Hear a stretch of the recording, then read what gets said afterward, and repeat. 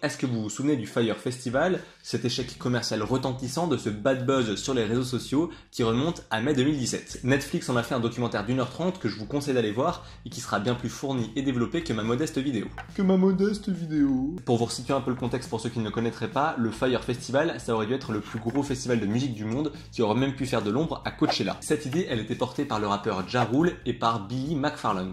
Billy, c'est un entrepreneur américain qui s'est d'abord fait connaître en créant une société pour produire des cartes bancaires en métal pour ceux qui voudraient paraître plus riches. Un génie incompris. Ensuite, il a créé Fyre, une application qui permettrait de réserver, de booker des artistes directement. Alors, quelles sont les dates dispo de Maître Gims? D'ailleurs, maintenant, on ne dit plus Maître Gims, mais juste Gims. Il s'appelle juste Leblanc. Ah bon, il n'a pas de prénom. C'est pas le propos, revenons à nos moutons, enfin là pour le coup c'est plutôt des pigeons. Pour promouvoir l'application, on décide donc de créer le Fyre Festival. Putain, toujours pas.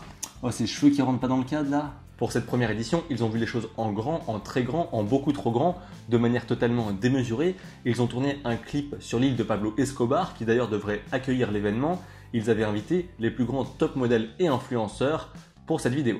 Le cadre est idyllique pour cette vidéo, une eau turquoise, du sable fin, des yachts, les influenceurs relayent tout ça sur Instagram notamment, les compteurs s'affolent, le buzz est lancé sur les réseaux sociaux et en 48 heures, on vend 95% des places disponibles. Il y a eu des centaines de milliers de dollars qui ont été dépensés pour promouvoir l'image du festival. Un seul post Instagram de Kendall Jenner aurait coûté 250 000 dollars. Mais rapidement, vous vous doutez bien que certaines personnes vont se rendre compte que ce projet est tout bonnement irréalisable, sauf que ce sont des gens lambda qui s'en rendent compte, des gens en bas de l'échelle, et ce ne sont pas les grands patrons qui le réalisent. On attend 5000 personnes sur cette petite île des Bahamas qui aurait une capacité d'accueil d'environ 1000 personnes. Et puis surtout, il a fallu changer d'île car les propriétaires de Norman Sky avaient stipulé que le nom de Pablo Escobar n'apparaisse jamais, alors que dans le clip de com, c'est l'une des premières choses qu'on voit. Le plan B, c'est Great Exuma, une grande île des Bahamas, mais qui est quand même bien moins paradisiaque que ce qui avait été annoncé dans la vidéo. Sur cette nouvelle île, le festival tombe au même moment que la régate nationale, qui est un événement ultra populaire là-bas, et du coup la majorité des hôtels sont déjà réservés. De nombreux festivaliers commençaient à manquer d'informations pour organiser leur voyage,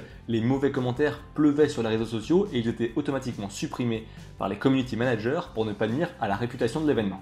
Beaucoup d'influenceurs, plus d'une centaine, avaient été invités pour le Fyre Festival, on leur avait promis des villas sur la plage, des villas qui n'ont jamais existé. Il y a eu un énorme souci de logement puisque 350 personnes se retrouveront sans toit pour dormir le soir, il n'y avait pas assez de lits, et la veille de l'arrivée des clients, il y a eu un déluge qui a trempé toutes les tentes et tous les matelas qui avaient déjà été installés sur le site. On sent donc déjà le fail arriver à plein nez, même si c'était déjà assez chaotique jusque-là. Les artistes finissent par annuler leur présence car ils n'ont pas confiance dans les organisateurs. À quelques heures seulement du début du festival, c'est un échec énorme qui s'annonce. Les influenceurs qui sont déjà sur place vont donc créer un véritable bad buzz sur les réseaux sociaux. Eux qui avaient réussi à créer une image parfaite de toute pièce sur Instagram vont réussir à la démonter en seulement quelques tweets. Il y a une photo assez marrante mais en même temps assez navrante qui a été partagée sur les réseaux sociaux. C'est la photo du sandwich au fromage qui était proposé aux festivaliers sur place. On est quand même bien loin de la cuisine luxueuse qui devait normalement être servie.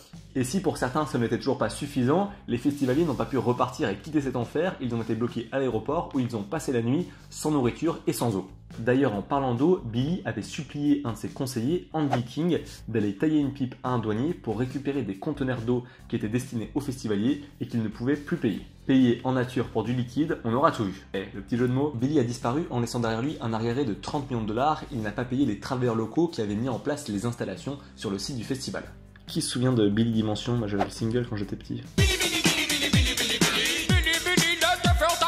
Il a mis en péril des gens qui lui ont fait confiance, qui avaient besoin de cet argent et qui ont tout perdu à cause de lui. On le poursuit pour fraude et escroquerie et le FBI s'en mêle car il a arnaqué les investisseurs en mentant sur les chiffres d'affaires du festival. On pouvait penser qu'il serait ruiné après cet épisode, mais il va réussir à lâcher 300 000 € pour être libéré sur caution. Au calme. Et comme si ça ne suffisait pas, il lance un nouveau concept, New York City VIP Access, qui utilise la mailing list du festival pour avoir accès à des centaines et des centaines de clients à qui il propose des tickets pour rencontrer des stars ou assister à des événements prestigieux, sauf que toutes ces offres sont bidons.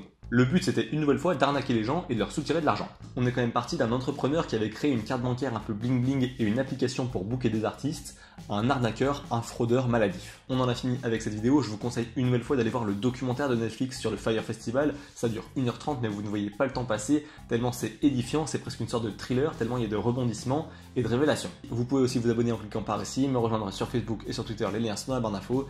N'hésitez pas aussi à commenter, liker et partager la vidéo si elle vous a plu. Quant à nous, on se retrouve très prochainement pour une nouvelle vidéo. D'ici là, portez-vous bien, n'arnaquez surtout pas les gens et tenez-vous informés. Ciao.